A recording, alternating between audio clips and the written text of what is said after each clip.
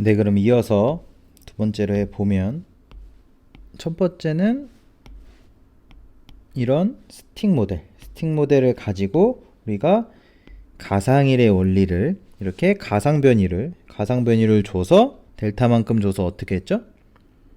줘서 외부의 힘은 관성력에 의해서 나오고 내부는 이게 스틱 모델이 힘 변형이 지배되는 거동을 하니까 모멘트가 하는 일이 바로 내부의 힘이 된다 라는 것까지 했습니다. 그래서 살짝 지우고 이제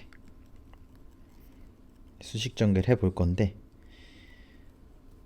식이 많으니까 조금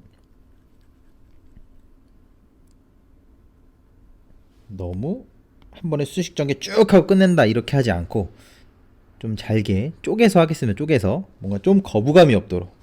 우리가 수식이 너무 많이 나오면 이게 오히려 거기에 너무 매몰되기 때문에 오히려 더 헷갈리기 때문에 우리가 어떻게 하겠다고요? 천천히 해보자. 천천히. 그죠? 이게 한 번에 뭐 한 30분 40분 이렇게 한다고 꼭 좋은 건 아니니까. 저도 30분 40분짜리를 그냥 계속 보고 있으려면 너무 지치고 힘들기 때문에, 그죠? 조금씩 10분 이내로 쪼개서 한번 정리를 해보겠습니다. 뭐라 그랬죠? 내부 에너지, 외부 에너지. 외부에 있는 1은 어떻게 된다 그랬죠? 관성력 1을 한다.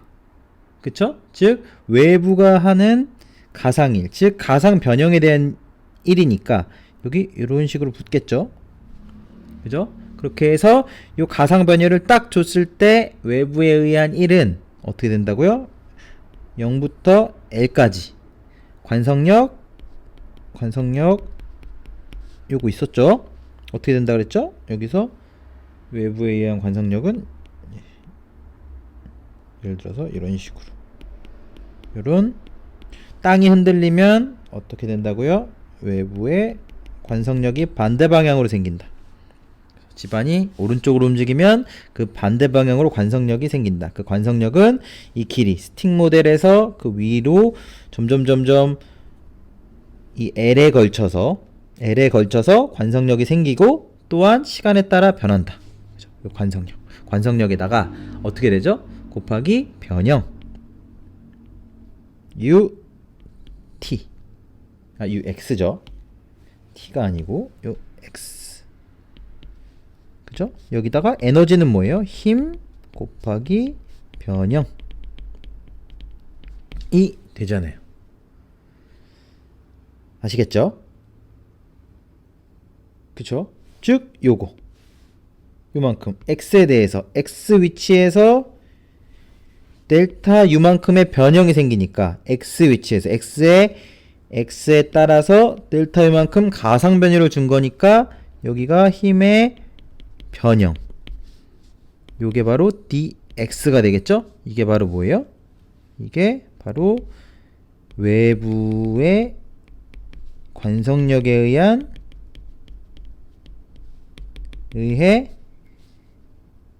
한 1이 되겠죠. 외부 관성력에 의해 한 1. 뭐에 대해서요? 가상 변이에 대해서. 가상 변이에 대해서 외부의 관성력에 의해서 한 일은 관성력 곱하기 가상 변형, 그거를 전체 길이에 걸쳐서 적분을 하면 합치면 그게 총 외부의 한 1이 되더라 라는 거고. 이해할 수 있죠? 에너지는 뭐니까요? 힘 곱하기 변형이니까. 그러면 이제 여기 내부의 1은 그러면 어떻게 되느냐 해보면, 내부 1은 모멘트가 한 일이라 그랬죠. 그러면 마찬가지로 전체 길이에 걸쳐서 모멘트 시간에 따라 변하는 xt죠. 모멘트가 한 1에다가 곱하기, 모멘트는 어떻게 되죠? 모멘트는 뭐랑 대응돼요? 에너지는 세타. 사실 얘가 와야 되는데, 그쵸? 이 녀석이 와야 되는데 모멘트 가상 변형에 의해 발생한 회전. 근데 이 녀석은 어떻게 쓸 수도 있어요? 어떻게 쓸 수도 있냐면 곡률에다가 처짐을 2번 미분한 곡률에다가 dx로도 쓸 수 있다. 그쵸? 이게 뭐라고요? 곡률이 뭐예요? 커버처, 처짐을 2번 미분한 거. 즉 단위 뭐죠? 단위 길이당 얼만큼 돌았냐? 얼만큼 돌았는지. 그죠?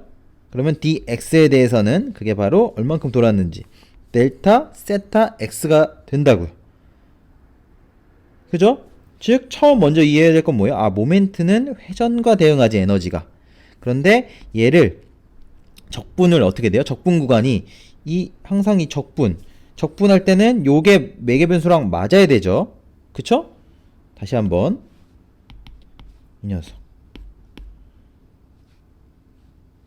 좀 살짝 두껍게 해서 벌써 수식들이 나와서 정신 없습니다. 0부터 L까지죠. 이게 뭐예요? 바로 X죠, X. 매개변수가 X입니다. 즉, 그래서 얘를 dx로 처리하기 위해서 여기를 이제 곡률의 dx로 델타 세타. 그죠? 델타 커버처의 dx로 델타 세타를 바꿨다.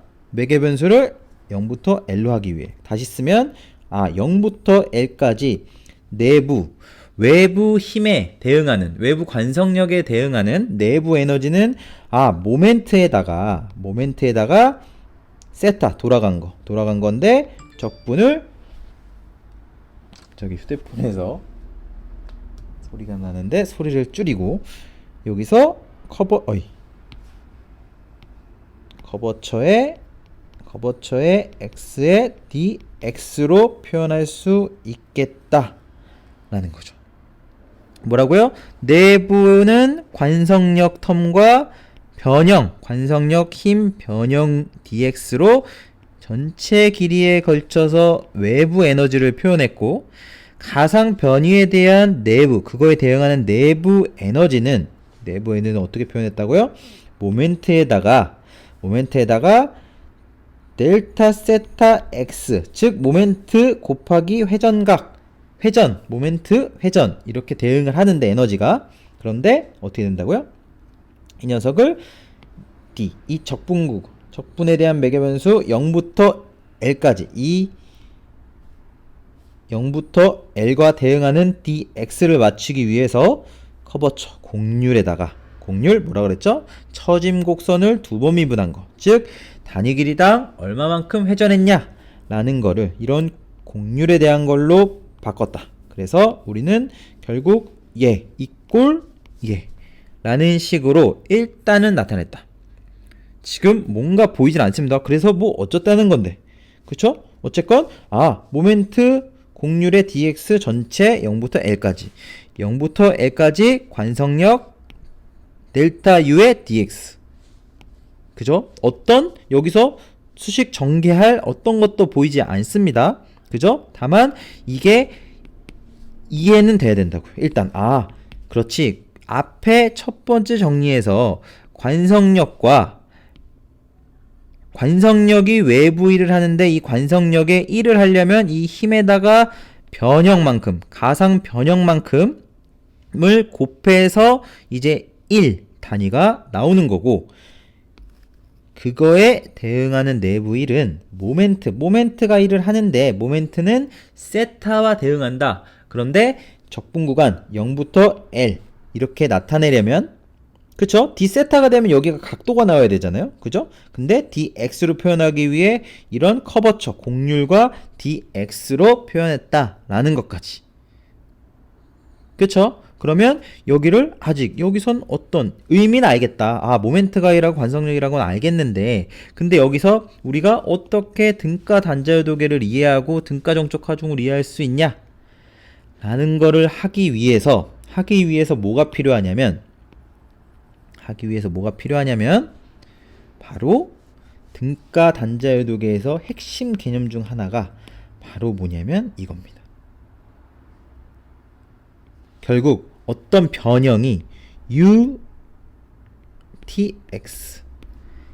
XT라 그래야 되나요? 결국에는 뭐예요? 결국은 어떤 하중에 대한 어떤 시간에 대해서 변화하는 변형이 생기는데, 변형이 생기죠?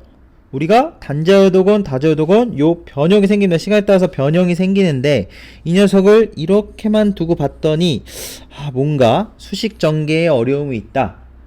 그쵸? 그래서 우리는 이 녀석을 바로 물리적으로 의미가 있는 이 사이라고 해야 될까요? 사이 x와 곱하기 zt로 나타냈다 라는 거죠.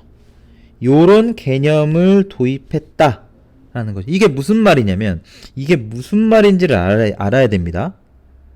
그쵸? 이걸 무슨 말인지를 알아야 되는데, 일단은 두 번째는 또 이게 또 다른 개념으로 들어가기 때문에 뭐라고요? 두 번째, 일단은 요 앞에서 우리가 수식 전개하기로 한 거 어떻게 된다고요? 관성력과 변형.